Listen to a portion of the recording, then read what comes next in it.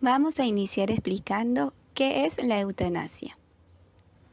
El doctor Juan Mendoza de la Vega explica que la eutanasia es el acto voluntario de una persona, casi siempre médico, que con intención de matar ejecuta las acciones necesarias para quitar la vida a un semejante, y lo hace motivado por la piedad ante sus sufrimientos. Por lo mismo, es importante aclarar que en la eutanasia se tiene el objetivo claro de acabar con la vida del paciente, y no solo en cierto sentido de permitirlo, sino de provocar la muerte. Esto lo comprobamos con la definición que da la Organización Mundial de la Salud, en la cual la define como acción del médico que provoca deliberadamente la muerte del paciente.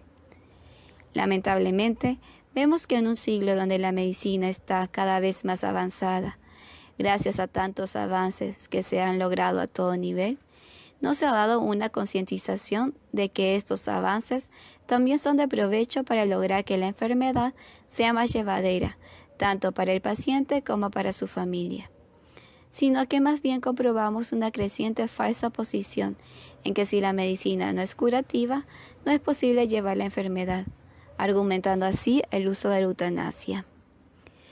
La Sagrada Congregación para la Doctrina de la Fe, en 1980, sacó una declaración sobre la eutanasia, la cual en uno de sus párrafos nos dice: por eutanasia se entiende una acción o una omisión que por su naturaleza o en la intención causa la muerte, con el fin de eliminar cualquier dolor.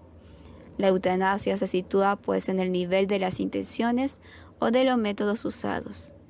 Es necesario reafirmar con toda firmeza que nada ni nadie puede autorizar la muerte de un ser humano inocente, sea feto o embrión, niño o adulto, anciano, enfermo, incurable o agonizante. Nadie además puede pedir este gesto homicida para sí mismo o para otros confiados a su responsabilidad, ni puede consentirlo explícita o implícitamente. Ninguna autoridad puede legítimamente imponerlo ni permitirlo.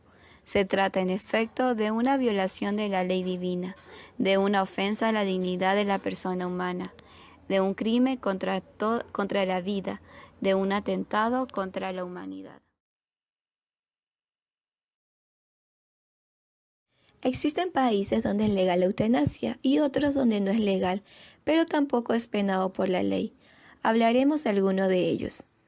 Primero, es importante conocer que Holanda y Bélgica han sido países pioneros en la legalización de la eutanasia en todos sus niveles. Holanda, en el 2001, fue el primer país en el mundo en aprobar la legalización de la práctica de la eutanasia activa, y en el 2002 ya es válido también el suicidio asistido. Esta práctica es permitida para menores de edad. Desde 2016 el gobierno está queriendo expandir la eutanasia a personas no enfermas, pero que sienten que su vida ha llegado a su fin y desean morir. Bélgica. Es legal desde 2002, pero el suicidio asistido no es punible por el Código Civil. En el 2014 se despenalizó esta práctica en menores de edad. Luxemburgo. En el 2008 se convirtió en el tercer país de la Unión Europea en legalizar esta práctica, para lo que fue necesario modificar la Constitución a fin de reducir los poderes del jefe de Estado, el Gran Duque Enrique, quien se negó a firmar la ley ya que no iba acorde a su conciencia. Colombia. En la sentencia de 1997, el Tribunal Constitucional determinó que la eutanasia era un derecho y no estaba penada si cumplía con ciertos requisitos de consentimiento. Pero con el proyecto de ley de 2015, no solo se aprueba la eutanasia, sino también el suicidio asistido. Esta práctica es permitida para pacientes con enfermedades terminales, mayores de edad y que hayan manifestado de forma verificable su voluntad de morir. Desde 2018 es legal en pacientes menores de edad. En Latinoamérica, Colombia ha sido el primer país que ha introducido a su constitución una ley de eutanasia y suicidio asistido, y el único en el mundo donde la medida es reconocida como un derecho fundamental por el Tribunal Constitucional. Canadá. Es legal desde 2016, limitado para los enfermos terminales o con dolor insoportable y mayores de 18 años. Suecia. La eutanasia pasiva se legalizó en el 2002 y el suicidio asistido es tolerado por la falta de disposiciones legales en el Código Penal. Australia. Solo el estado de Victoria aprobó la eutanasia en noviembre de 2017. Estados Unidos. Los estados de California, Vermont, Oregon y Virginia Occidental permiten la eutanasia. Finlandia. Se permite la eutanasia pasiva, pero no la eutanasia activa, aunque el suicidio asistido es tolerado.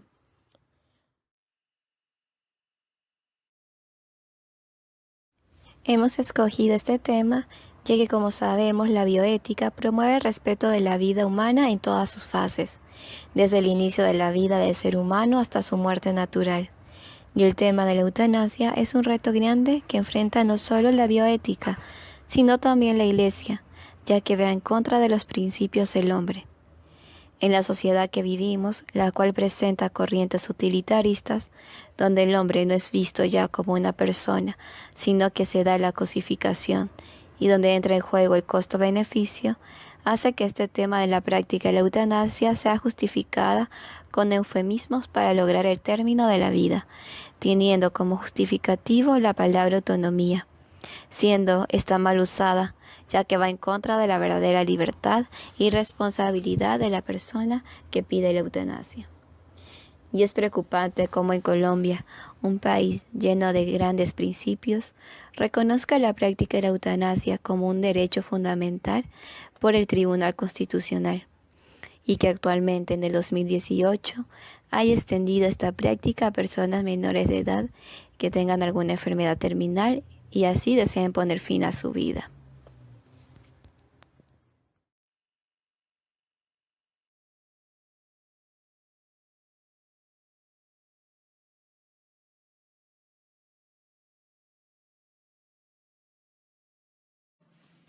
En 1979, el filósofo Tom Béchamp y el deontólogo cristiano James Childress en la Universidad de Georgetown, en Estados Unidos, dieron un gran aporte a la bioética con el informe de Belmont luego de los abusos que se habían dado en el caso Tuskegee. Ellos desarrollan 4 principios que generan una cadena de valores y normas que ayudan a enmarcar o a encauzar el comportamiento del hombre en la ciencia de la vida de acuerdo a las normas de la ética. En este caso, vamos a aplicarlos al tema de la eutanasia que estamos desarrollando. Estos 4 principios son el de autonomía, el de beneficencia, el de justicia y el de no maleficencia. El principio de autonomía. Este principio nos explica que el ser humano tiene la capacidad de autorizar o rechazar algún tipo de tratamiento o intervención en su cuerpo debido a que posee inteligencia y voluntad, o sea, es una persona libre. La eutanasia es un atropello, es un atentado contra esta libertad y contra esta capacidad que tiene el hombre, que el derecho a la vida es un derecho inquebrantable de la persona. Aún si ella no está en completo uso de su razón, terminar con su vida, con el fin que sea y que tenga, atenta contra la autonomía, pues es otro quien con la intención de matar, ejecuta las acciones necesarias para quitar la vida a un semejante y lo hace motivado por la piedad ante sus sufrimientos, como nos dice Mendoza en uno de sus escritos.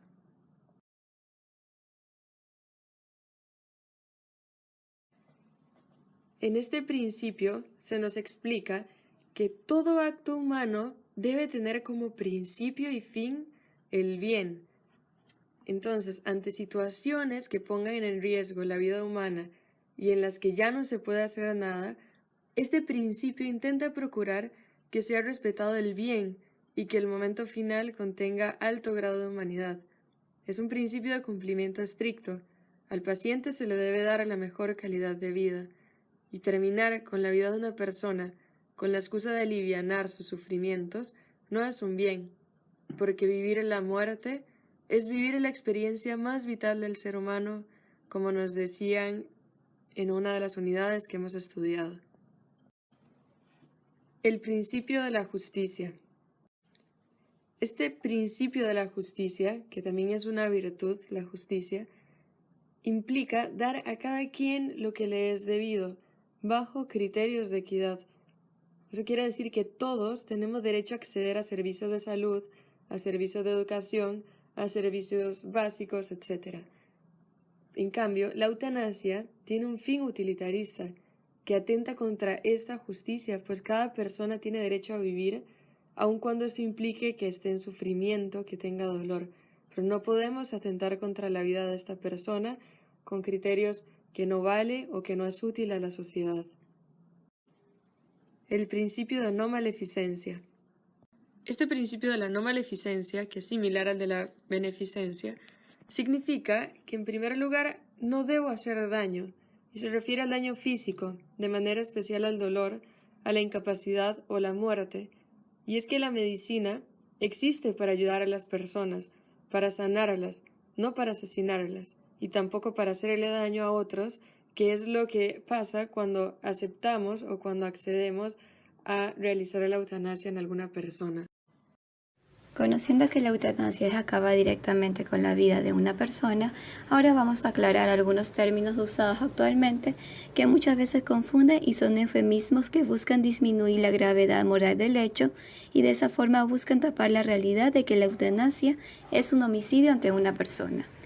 Estos términos son muerte digna o el homicidio por piedad, lo cual suele designarse a la eutanasia ya sea pasiva o activa.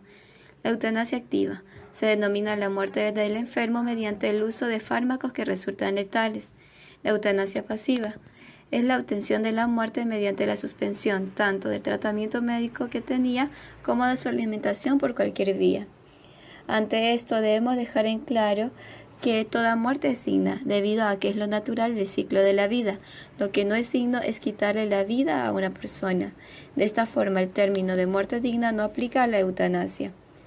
También tenemos el suicidio asistido, que consiste en proporcionar a una persona, de forma intencionada, los medios necesarios para suicidarse, incluidos el asesoramiento sobre dosis letales de medicamento.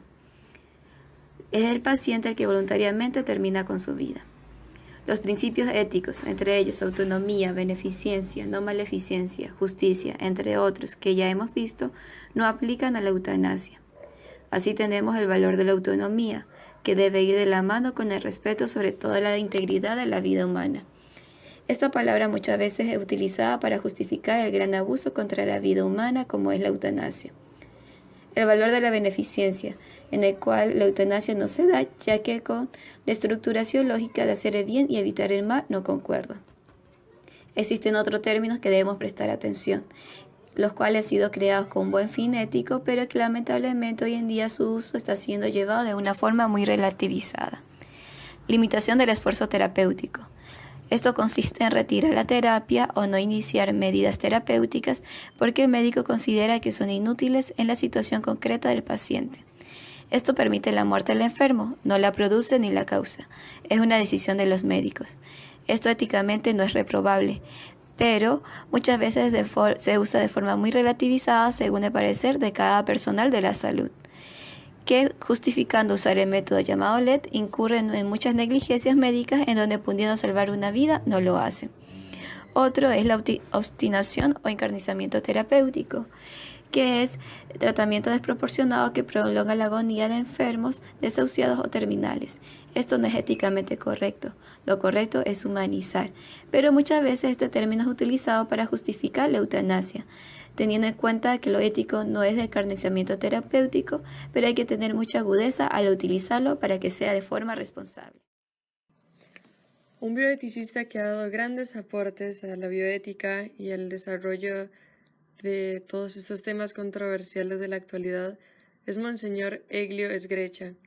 Él ha sacado una declaración sobre la eutanasia después de la aprobación de la eutanasia en menores de edad en Holanda y, parafraseando sus palabras, dice que si se quiere buscar una motivación ética para esta decadencia progresiva de humanidad, sería fácil encontrarla en la literatura contemporánea, pues nos explica que el enunciado en el manifiesto de 1974 sobre la eutanasia es un punto de partida que utiliza el principio de autonomía como una justificación de la eutanasia, en el cual Monseñor Elio nos explica que se prescinde incluso de la voluntad del individuo y se la sustituye con la voluntad de otros parientes o tutores y con la interpretación del médico, el cual justifica de acuerdo a lo que él evalúe que sea la cantidad de dolor y el sufrimiento del paciente y que sea necesario para la anticipación de la muerte.